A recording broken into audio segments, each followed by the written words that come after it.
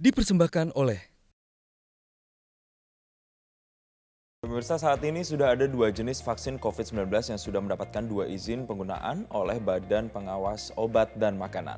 Lalu, apa yang membedakan kedua jenis vaksin tersebut dan apakah keduanya ampuh untuk menghadapi pandemi COVID-19? Kami akan ajak Anda untuk berbincang dan berdialog bersama dengan epidemiolog Griffith University, Diki Budiman, dan kami juga mengajak Anda nantinya untuk bisa berpartisipasi dan bisa bertanya langsung terkait dengan kedua vaksin ini di 021 583 99 100. Langsung saya mau menyapa Mas Diki, selamat siang waktu Australia, Mas Diki. Selamat pagi waktu Indonesia, Mas Jason dan pemirsa. Iya, ini terkait dengan vaksin AstraZeneca yang sudah masuk ke Indonesia, ada 1,1 juta dosis, kemudian jadi totalnya ada 39,1 juta dosis dari tahap 1 sampai dengan tahap ke-6 kemarin. Nah, kalau kita berbicara perbedaannya ini Mas Diki, apa sih sebenarnya perbedaan yang paling signifikan antara AstraZeneca dengan Sinovac yang sudah digunakan pertama kali? Ya, pertama yang ingin saya sampaikan bahwa setiap vaksin itu punya kelebihan, ya, kelebihan masing-masing. Yang ini jangan sampai kita terjebak dalam seperti membandingkan, oh ini vaksin Sinovac, ini vaksin AstraZeneca demikian, karena itu nggak apple to apple gitu. Jadi seperti hanya buah, semua buah itu punya potensi. Nah ini demikian juga dengan vaksin. Ada kelebihan-kelebihan yang masing-masing akan sangat bermanfaat ya untuk Indonesia. Misalnya untuk Sinovac kita tahu kelebihan utama dia adalah kita sudah menjalin kerjasama dengan China ya, sehingga produksi lebih cepat dengan Bio Farma, dan juga kita lakukan juga ujinya kan di sini. Dengan walaupun katakanlah orang beranggapan ada yang wah ini efikasinya kok lebih rendah daripada katakanlah misalnya dibandingkan dengan AstraZeneca, ya tetap ya dalam situasi pandemi seperti ini, selama itu memenuhi threshold dari batasan efikasi yang ditentukan WHO, itu akan sangat bermanfaat, termasuk apalagi Sinovac. Dan saya melihat dalam perkembangan sejauh ini, katakanlah Sinovac malah cenderung ya saya melihat untuk konteks Indonesia tampaknya ini yang lebih tepat ya. Dan sekali lagi ini satu hal yang harus perlu diapresiasi ya. Kedua tentang AstraZeneca ya. AstraZeneca ini juga di tengah banyak informasi ya yang ya katakanlah di Eropa dikatakan lebih dari 65 tahun dia beberapa negara Eropa belum mau karena dianggap data terbatas. Tapi secara umum kita tahu bahwa AstraZeneca ini 100%, data terakhir 100% mencegah kematian. 90% mencegah hunian untuk pasien yang berderajat menjadi derajat parah dan sampai harus membutuhkan rawatan ICU di rumah sakit. Dan ini satu data yang sangat signifikan dan akan sangat bermanfaat ya. Jadi sekali lagi setiap vaksin punya kelebihan, gitu Mas Jason. Oke, Mas Diki tadi sempat menyinggung terkait dengan efikasi dari kedua vaksin ini sendiri. Kalau untuk AstraZeneca sendiri, efikasinya sebenarnya seperti apa dan seberapa ampuh untuk kemudian bisa menghadapi virus COVID-19? Karena ini yang kemudian juga banyak dipertanyakan masyarakat juga, apakah sama dengan yang sebelumnya, dengan Sinovac atau seperti apa? Ya, ada yang unik dari AstraZeneca vaksin ini ya, dan saya harus sampaikan bahwa masyarakat harus paham ada dua brand atau merek ya, bahwa AstraZeneca ini satu brand yang memang produksinya di Inggris ya.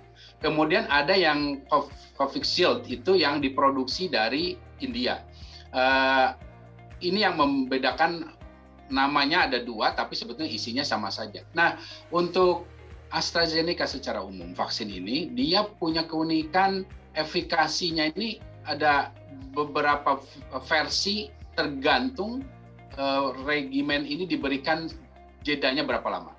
Pertama 62% ya ketika diberikan dalam 2 dosis yang tadi disampaikan oleh Kepala Badan POM juga, setengah mili ya disuntikan ya ke bahu kita, itu dengan 2 dosis dengan jeda 4 minggu itu 62% efikasinya.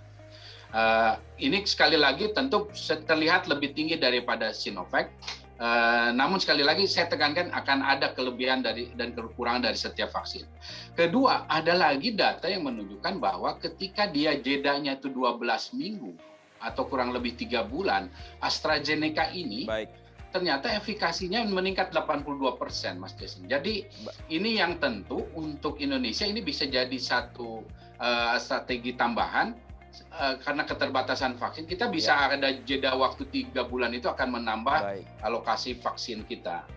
Baik, Mas Diki, kita harus tahan dulu sejenak pembahasan terkait dengan vaksin ini. Lanjutkan kembali perbincangan bersama Mas Diki. Mas Diki, terkait dengan distribusi vaksin ini sendiri. Dari berbagai kandidat vaksin yang sudah dikomitmenkan oleh pemerintah di Indonesia.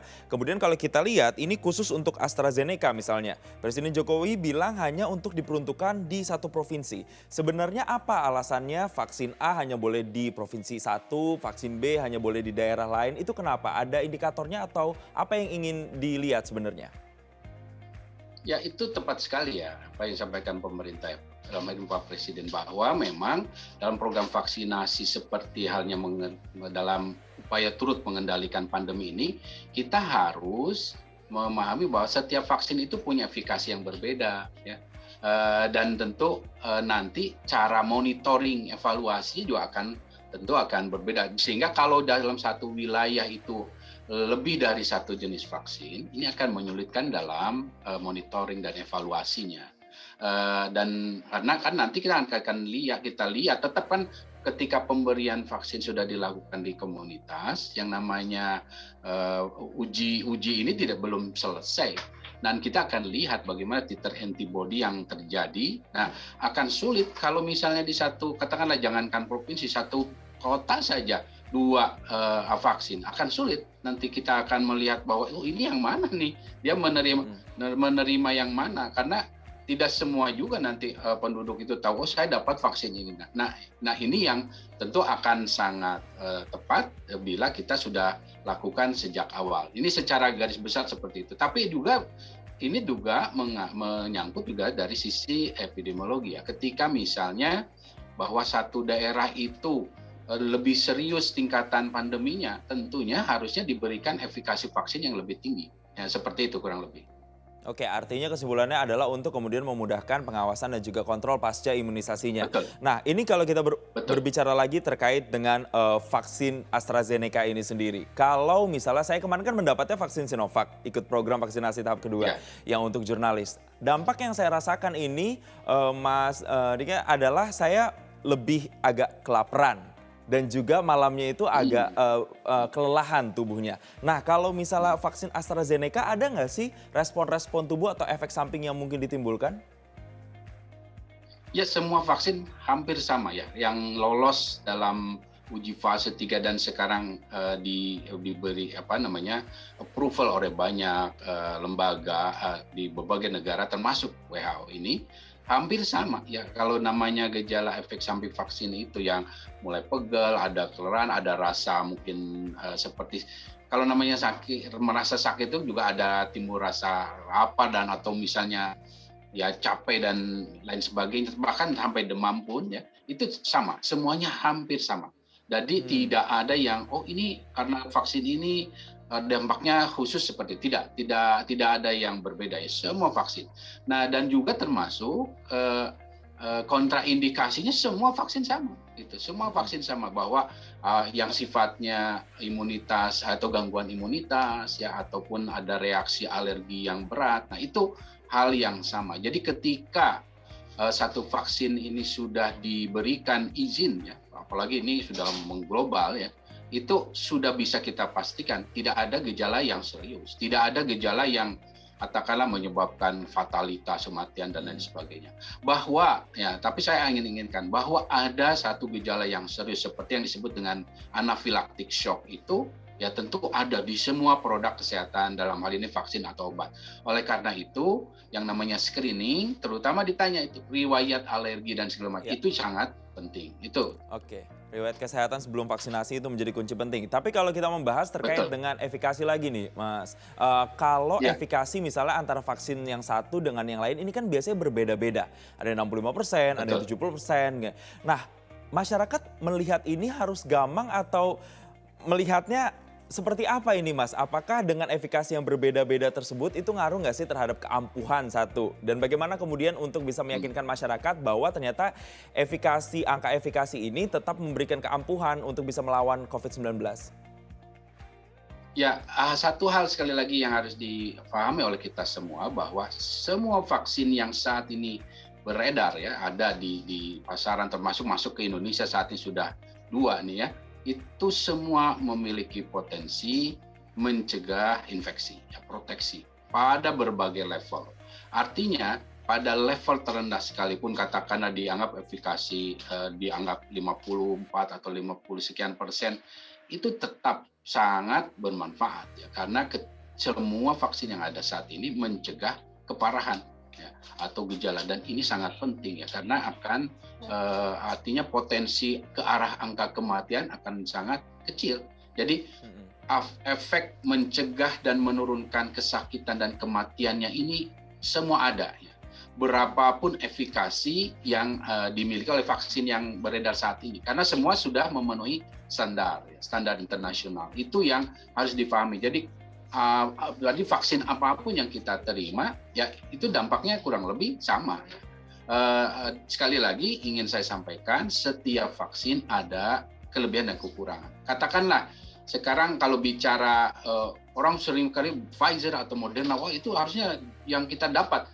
Ya, tapi kekurangannya Pfizer Moderna itu harus disimpan pada suhu yang ekstrim. Nah, ini yang tentu untuk kondisi kita berat, ya berat sekali. Jadi akan hanya pada kota-kota besar tertentu saja untuk di Indonesia. Ya. Nah, beda Terkait dengan dengan distribusinya ya. AstraZeneca dan betul distribusinya. Beda dengan AstraZeneca dan Sinovac yang bisa disimpan pada refrigerator biasa 2 sampai pada suhu 2 atau 8 derajat. Dan ini yang artinya sekali lagi menjadi faktor juga penentu ya. Apa yang kita miliki terutama ya juga harus bisa didistribusikan dalam kondisi sesuai kondisi geografis kita. Ini yang sangat penting untuk Indonesia. Berbicara kelompok masyarakat yang akan divaksin ini, kalau kita lihat Sinovac kemarin kan bahkan sudah disuntikan juga ke lansia. Nah, kalau AstraZeneca Ya, ini sendiri ditegaskan lagi, Mas Diki, boleh nggak sih ya. disuntikan untuk mereka kelompok lansia? Ya, ada memang beberapa versi ya. Saya harus sampaikan 2 versi ini, bahwa pertama ketika dilakukan riset AstraZeneca ini pada fase 2, 3 ya, terutama fase 3 memang usia di atas 65 tahun tidak banyak ya. Dia terbatas. Seperti halnya ya sama dengan Sinovac kan, sama seperti Sinovac. Tapi karena riset ini kan tidak berlanjut. Itulah sebabnya kenapa ada beberapa 2 versi pemerintahan di Eropa sekalipun, karena mereka merujuk ke data yang pertama, nggak ada data untuk kelompok usia di atas 65-nya nggak terlalu banyak, sehingga mereka sangat berhati-hati dan tidak terlalu menganjurkan. Tapi sebetulnya Uni Eropa sendiri secara umum sudah menganjurkan, karena data terakhir menunjukkan bahwa tidak ada masalah diberikan pada usia lebih dari 65 tahun. Tapi tentu dengan kehati-hatian dalam hal ini screening, dan kita sudah punya mekanisme yang sudah berhasil saya kira ketika memberikan juga pada di vaksin Sinovac. Oke, Mas Diki, terakhir sekali saya mau tanya, kalau kita Ya, lihat Sinovac kemarin kan jarak antara pemberian dosis pertama ke dosis kedua adalah 14 hari. Tapi ternyata di AstraZeneca yang ya, saya baca ini lebih dari 14 hari. Nah, ini berapa hari dan apakah ya. kemudian vaksin ini juga mampu untuk bisa melawan strain virus baru dari Inggris B117 atau seperti apa penelitiannya hingga sejauh ini? Ya, penelitian terakhir membuktikan bahwa jeda pemberian suntikan pertama sampai kedua untuk AstraZeneca ini malah lebih bagus kalau di atas 6 minggu ya, bahkan sampai 12 minggu. Dan itu 82% malah efikasinya dibanding yang 4 minggu tadi 62%. Nah, ini artinya sekali lagi bisa diterapkan di Indonesia. Kemudian juga ada hal lain yang terkait AstraZeneca ini, bahwa untuk tadi pertanyaan Mas Jason yang terakhir apa ya? Saya B117, lupakan. strain virus corona Oke, baru asal untuk Inggris. strainnya. Nah, Ya. untuk masalah strain baru ini, ya untuk yang B117 ini terbukti ya baru 2-3 hari lalu disampaikan oleh pihak Oxfordnya bahwa riset terakhir Ini Baik. terbukti efektif ya untuk B117.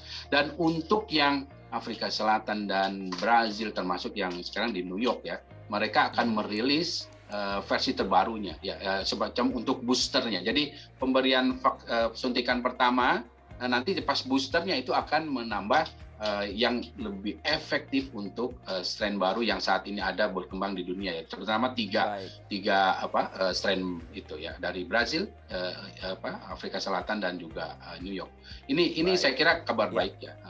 Baik, terima kasih Mas Diki Budiman, epidemiolog Griffith University sudah bergabung bersama kami. Semoga dengan adanya pembahasan ini kemudian mengurangi kecemasan dan keraguan masyarakat terkait dengan vaksinasi. Sekali lagi terima kasih Mas Diki sudah bergabung di Selamat Pagi Indonesia. Dipersembahkan oleh